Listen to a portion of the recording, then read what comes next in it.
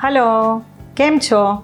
પારંપરિક અથાણાની સિઝન 3માં આજે આપણે જોવાના છીએ સરસ મજાનું ગોળ કેરીનું અથાણું, પણ એનું એક અપગ્રેડેડ વર્ઝન જેની અંદર ખારેક અને ગાજર આ બંનેનો પણ ઉપયોગ કરવામાં આવે છે. સો સરસ મજાનું ખાટું પણ લાગશે, ગળ્યું પણ લાગશે અને ક્રન્ચી પણ લાગશે.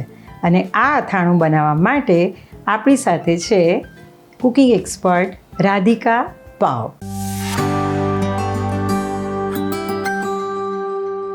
આજે હું બનાવવાની છું મારા દાદીમાની પરંપરાગત રીતથી બનતું ગળ્યું અને મસાલેદાર ગોળ કેરીનું અથાણું. સ્વાદ એવો કે જે બધાનું દિલ જીતી લેશે. સૌપ્રથમ આપણે 500 ml જેટલું ફોર્ચ્યુન ફિલ્ટર ગ્રાઉન્ડનટ ઓઇલ ગરમ કરવા માટે મૂકી દઈશું. ગોળ કેરીના અથાણા માટે આપણે સ્પેશિયલી રાજાપુરી કેરી લેવાની છે. તોતાપુરી નહીં, વનરાજ નહીં અને બીજી દેશી કેરી પણ લેવાની નથી, કેમ કે આ કેરીમાંથી જ બેસ્ટ અથાણું રેડી થશે. હવે આ કેરી કેવી લેવાની એ પણ હું તમને જણાવી દઉં. સૌથી પહેલાં કેરી એકદમ કાચી હોવી જોઈએ, પછી એમાં કરચલી ના હોવી જોઈએ, બિલકુલ પીળો દાગ ના હોવો જોઈએ, પ્લસ એની છાલ છે ને એકદમ પતલી હોય ને એવી લેવાની છે કેરી. અને પછી આ છાલ કાઢી કેરીની અને પછી એમાં હળદર અને મીઠું નાખી અને ઓવરનાઇટ રાખી દેવાની. અને પછી આ કેરીને સફેદ કપડામાં, મલના કપડામાં 5 થી 6 કલાક માટે એને આપણે સૂકવવાની છે. પછી જે પાણી એનું નીતરે ને એ આપણે રાખી દેવાનું છે. એ તમને બીજા અથાણામાં એકદમ યુઝફુલ થશે. જેવી રીતે આપણે ગોળ કેરીની કેરી રેડી કરીને એવી જ રીતે આ ખારેક પણ રેડી કરવાની છે.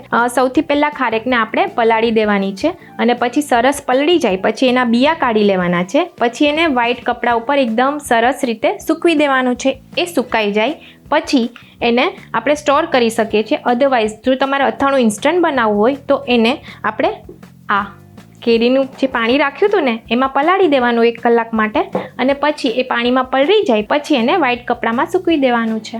અને સૂકવેલી જે ખારેક છે એ આપણે અત્યારે તૈયાર રાખી છે. હવે આપણે સૂકવેલા ગાજર લીધા છે. જ્યારે પણ શિયાળાની સિઝન હોય ને ત્યારે સરસ મજાના ગાજર મળતા હોય છે, તો એ ગાજરને આપણે સુકવણી કરી દેવાની છે અને પછી એ સુકાઈ જાય પછી એને સ્ટોર કરી દેવાના. એ ગાજર મેં અત્યારે લીધા છે. હવે જ્યારે આપણે ગોળ કેરીનું અથાણું બનાવવું હોય ને ત્યારે આ ગાજર સૂકવેલા હોય એ લેવાના. પછી એને ખાટા પાણીમાં આપણે 1 થી 2 કલાક માટે પલાળીને રાખી દેવાના અને પલળી જાય પછી વ્હાઈટ કપડા ઉપર એને સૂકવી દેવાના. અને સરસ સુકાઈ જાય ને તો પછી આ આપણે યુઝ કરી શકીએ છીએ અથાણા બનાવવા માટે.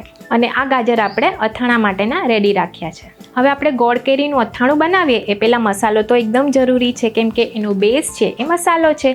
તો સૌથી પહેલાં આપણે મસાલો બનાવવા માટે છે ને રાઈના કુરિયા લેવાના છે, મેથીના કુરિયા લેવાના છે અને ધાણાના કુરિયા લેવાના છે. અને આ ત્રણેય કુરિયા લઈએ એ પહેલાં એને તડકે તપાવવાના છે.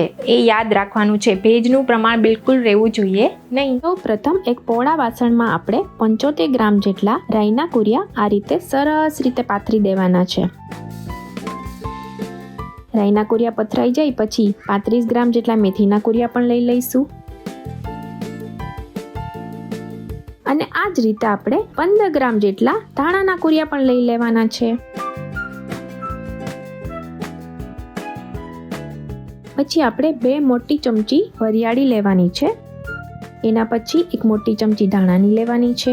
10 થી 12 નંગ કાળા મરી લેવાના છે. 4 એલચી લેવાની છે. લાલ સૂકા મરચાં લઈ લેવાના છે 2 થી 3 નંગ. અને વચ્ચે 1 મોટી ચમચી હિંગની લેવાની છે. અને આ બધા ઉપર આપણે ગરમ હુંફાળું તેલ લેવાનું છે અને સરસ આની ઉપર આપણે ઢાંકણ ઢાંકી દેવાનું છે. અત્યારે આપણે જે ગોળ લીધો છે એ કોલ્હાપુરી લીધો છે. અત્યારે આપણે 1/2 કિલો અથાણું બનાવી રહ્યા છે, તો અત્યારે આપણે 300 ગ્રામ આસપાસ ગોળ લેવાનો છે. સ્પેશિયલી ગોળ કેરીના અથાણામાં કોલ્હાપુરી ગોળ જ વપરાય છે, દેશી ગોળનો યુઝ થતો નથી. અને આવો વ્હાઈટ ગોળ લેવાનો છે, એને એકદમ સરસ ખમણી લેવાનો છે. અધરવાઇઝ તમે એને સમારી પણ શકો છો એકદમ બારીક. અને ગોળમાં ભેજનું પ્રમાણ બિલકુલ ના રહેવું જોઈએ, એ ખાસ ધ્યાન રાખવાનું છે. સમારેલા ગોળમાં તેલ એડ કરી દઈએ અને ઢાંકણ ઢાંકી દઈએ છે. હવે આપણે તૈયાર કરેલો જે મસાલો છે એને ખોલી અને સરસ રીતે મિક્સ કરી દઈએ છે. હવે ઠંડુ થઈ જાય પછી એમાં કાશ્મીરી લાલ મરચું 1 વાટકી જેટલું ઉમેરી દેવાનું છે અને બધી ગંઠીઓ દૂર થઈ જાય એ રીતે એને સરસ મિક્સ કરી દેવાનું છે. કેવો સરસ લાલ ચટાકેદાર મસાલો રેડી થવાનો છે. હવે આપણે ગોળને ખોલી અને સરસ રીતે પ્રેસ કરીને મિક્સ કરી લેવાનો છે. હવે આપણે ગોળને તૈયાર કરેલા મસાલામાં એડ કરી દઈએ છીએ. અને એને પણ સરસ રીતે એકદમ ફાઇન રીતે મિક્સ કરી દેવાનું છે, જેથી કરીને ગોળ અને મસાલો બધું એકરસ થઈ જાય. અને ગોળ કેરીનું જે સાચું હાર્ટ કહેવાય ને એનો મસાલો જ છે, તો એ સરસ રેડી કરવાનો છે. હવે એમાં કેરીના ટુકડા, ખારેકના ટુકડા અને ગાજર એડ કરી દઈએ અને એને સરસ રીતે મિક્સ કરી દેવાનું છે. જોયું ને, જોતાં જ ખાવાનું મન થઈ જાય ને એવું ગોળ કેરીનું અથાણું રેડી થવાનું છે આપણું. હવે કાચની જારને એકદમ સરસ તડકે તપાવી અને પછી લેવાની છે, અને એકદમ સરસ કોરી થઈ જાય, ક્લીન થઈ જાય ને પછી એને આપણે અથાણા ભરવા માટે યુઝમાં લેવાની છે. આવું કરવાથી અથાણું 12 મહિના સુધી એવું ને એવું ફ્રેશ રહેશે. અને એમાં આપણે આ ગોળ કેરીના અથાણાને ભરી લઈએ છીએ. હવે ઉપર થોડું તેલ રેડી દઈએ.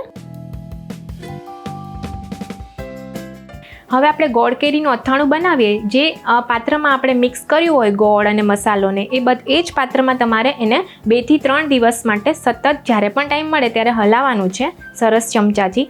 અને હાથેથી નથી હલાવવાનું, કેમ કે હાથનો જે ભેજ હશે અથવા તો તમારા હાથ ભીના હશે ને તો એ ખરાબ થઈ જશે. તો આ રીતના મિક્સ કરી અને 3 થી 4 દિવસ માટે હલાવવાનું છે. અને પછી આ રીતના એરટાઇટ જારમાં અથવા તો કોઈ પણ કન્ટેનર તમે યુઝ કરતા હોય એમાં ભરી લેવાનું છે. આપણું ગોળ કેરીનું અથાણું એકદમ ચટાકેદાર અને ગળચટ્ટું અથાણું રેડી છે.